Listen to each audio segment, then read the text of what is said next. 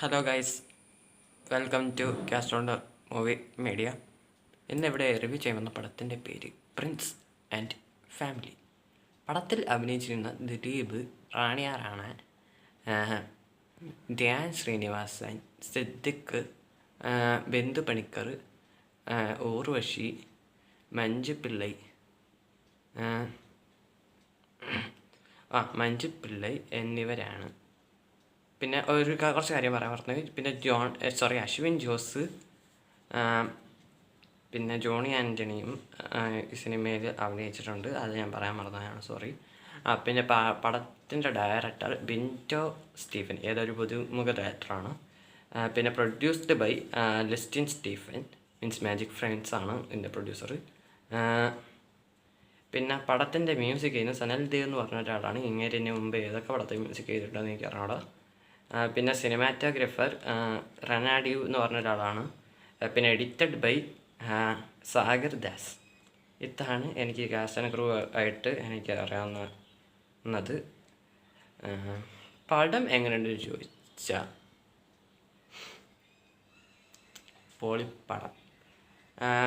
എനിക്ക് എൻ്റെ ഒരു ഒപ്പീനിയനാണ് പറയുന്നത്. എന്താണെന്ന് വെച്ചാൽ ദിലീപേട്ടൻ ബാൻഡ്ര തങ്കമണിയും കഴിഞ്ഞ് ഒന്ന് താഴ്ന്നിട്ടുണ്ടായിരുന്നു. മീൻസ് അങ്ങനത്തെ ഒരു സ്റ്റാർഡം ഒന്ന് താഴ്ന്നിട്ടുണ്ടായിരുന്നു. അപ്പോൾ ഇതിന് മുമ്പ് ഞാൻ പവി കെയർടേക്കർ എന്ന് പറയുന്ന ഒരു സിനിമ ചെയ്തിട്ടുള്ള പോയി കണ്ടിട്ടുണ്ടായിരുന്നു അദ്ദേഹത്തിൻ്റെ.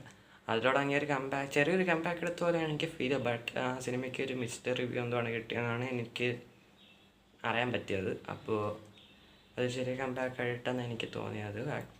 ഇതാണ് ഫാക്ട്. ഇതിലൂടെയാണ് വലിയൊരു കമ്പാക്ക് അദ്ദേഹം എടുത്തിരിക്കുന്നത്. ഇതിൻ്റെ പോസിറ്റീവ് റിവ്യൂ എന്ന് പറഞ്ഞിട്ടാണ് ഞാൻ ഈ സിനിമ കണ്ടത്.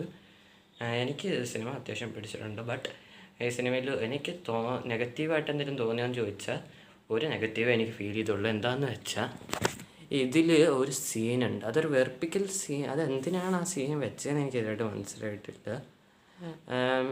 അത് എന്തിനാണ് വെച്ചതെന്ന് എന്നോട് ചോദിക്കുകയാണെങ്കിൽ അത് ഹീറോയിൻ്റെ വെറുപ്പിക്കൽ കാണിക്കുന്ന ഒരു സീനാണ്. എന്താണെന്ന് വെച്ചാൽ എന്താണ് പ്രഗ്നൻസി പ്രാങ്ക്, അങ്ങനെ ഒരു പ്രഗ്നൻസി പ്രാങ്ക് ചെയ്യാമെന്നും പറഞ്ഞിട്ട് ഹീറോയിൻ മീൻസ് റാണിയ റാണ എന്ന് പറഞ്ഞ ഒരാളാണ് ഈ സിനിമയിൽ ഹീറോയിനായിട്ട് അഭിനയിച്ചിരുന്നത്. ഒരു പുതുമുഖമാണ് അത്. അപ്പോൾ അവരുടെ ഒരു വെറുപ്പിക്കൽ സീനാണത്. അപ്പോൾ ആ സീൻ ഒന്ന് മാറ്റായിരുന്നു എന്ന് മാത്രമാണ് എനിക്കൊരു നെഗറ്റീവായിട്ട് ഫീൽ ചെയ്തത്. ബാക്കിയെല്ലാം എനിക്ക് അത്യാവശ്യം ഇഷ്ടപ്പെട്ടു. അത് പിന്നെ ഇത് ദിലീപേട്ടൻ്റെ 150ാമത്തെ പടമാണ്. അതിലും സന്തോഷമുണ്ട്. ഇങ്ങനത്തെ ഒരു നല്ലൊരു പടം അങ്ങനെ 150ാമത്തെ പടമായിട്ട് എടുത്തതിൽ സന്തോഷമുണ്ട്. പിന്നെ പെർഫോമൻസസ് വൈസ് എനിക്ക് അത്യാവശ്യം സിനിമ വർക്ക്ഡാണ്. മ്യൂസിക് വൈസും BGM വൈസും സിനിമാറ്റോഗ്രഫി അത്യാവശ്യം നൈസായിരുന്നു. പിന്നെ എഡിറ്റിങ് ആർട്ട് ആരെ ചെയ്ത് എനിക്ക് അറിഞ്ഞൂടാ. അവരെ 100% സല്യൂട്ട് ചെയ്യണം. അമ്മാതിരി ആർട്ട് ചെയ്ത് വെച്ചിട്ടുണ്ട് അവർ. അമ്മാതിരി അടിപൊളിയാണ്. അടിപൊളിയായിട്ടാണ് ചെയ്ത് വെച്ചിരിക്കുന്നത്. പിന്നെ സിനിമയുടെ പ്രൊഡ്യൂസർ ഞാൻ പറഞ്ഞത് മാജിക് ഫ്രണ്ട്സ്, അഥവാ നമ്മുടെ ലിസ്റ്റിൻ സ്റ്റീഫനാണ് ഇത് പ്രൊഡ്യൂസ് ചെയ്തിരിക്കുന്നത്. അപ്പോൾ അങ്ങേർക്ക് ഒരു ഹാൻഡ്സ് ഓഫ്. കാരണം എന്തിനാന്ന് വെച്ചാൽ അങ്ങേര് ഇങ്ങനത്തെ നല്ലൊരു പടം പ്രൊഡ്യൂസ് ചെയ്ത് മീൻസ് അതിൻ്റെ ഒരുപാട് നല്ല പടങ്ങൾ അങ്ങനെ പ്രൊഡ്യൂസ് ചെയ്യുന്നതാണ്. ബട്ട് ചില സമയങ്ങളിൽ പാടിപ്പോവാറുമുണ്ട്. അതുകൊണ്ട് പറഞ്ഞാണ്, വേറെ ഒന്നും വിചാരിക്കരുത്. പിന്നെ ആദ്യം തൊട്ട് അവസാനം വരെ ഞാൻ പറഞ്ഞില്ല, ആ പ്രഗ്നൻസി പ്രാങ്ക് എന്നും പറഞ്ഞിട്ട് നായകയുടെ ഒരു വെറുപ്പിക്കൽ സീനുണ്ട്. ആ ഒരു സീനെടുത്ത് മാറ്റായിരുന്നു വേറൊരു സീൻ. ബാക്കിയെല്ലാം ഈ സിനിമയിൽ അത്യാവശ്യം എനിക്ക് ഇഷ്ടപ്പെട്ടിട്ടുണ്ട്. പിന്നെ സ്റ്റോറി വൈസ് ആണെങ്കിലും സ്ക്രീൻ പ്ലേ വൈസ് ആണെങ്കിലും എല്ലാം ഓക്കെയാണ്.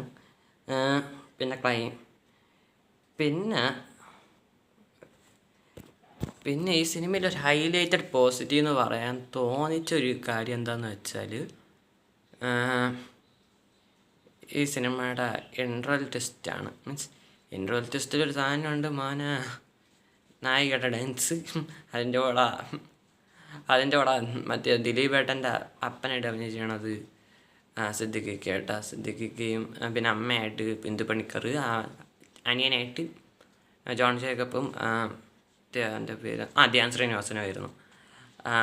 അപ്പോൾ അവരുടെ ഡാൻസ് ഉണ്ട്. ആ ഒരു സീൻ അത്യാവശ്യം എനിക്ക് ഹൈലൈറ്റഡാണ് എനിക്ക് ഫീൽ ചെയ്തിരുന്നത് ഈ സിനിമയിൽ പോസിറ്റീവായിട്ട്.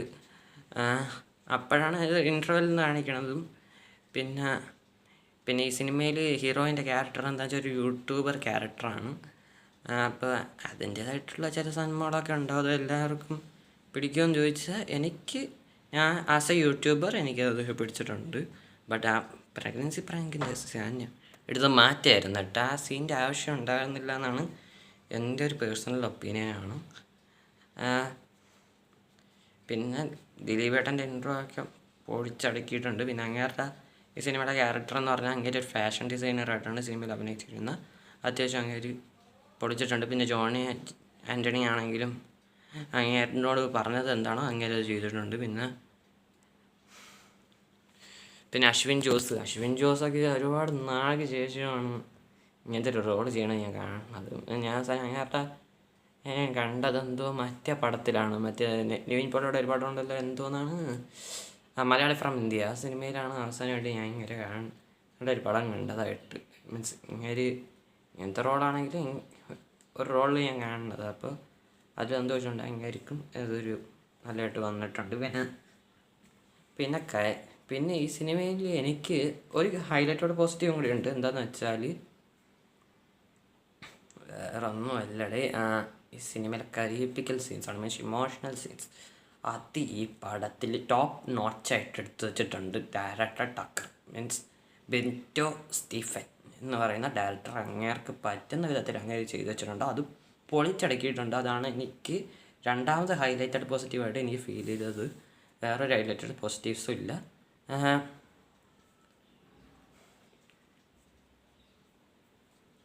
പിന്നെ എനിക്ക് പറയാനുള്ളത് ഇതിലുണ്ടോയെന്ന് ചോദിച്ചാൽ, ഞാൻ ഈ സിനിമ കണ്ടത് സീനത്ത് തിയേറ്ററിൽ ഉച്ചയ്ക്ക് 12 മണിക്കത്തെ ഷോയ്ക്കാണ്.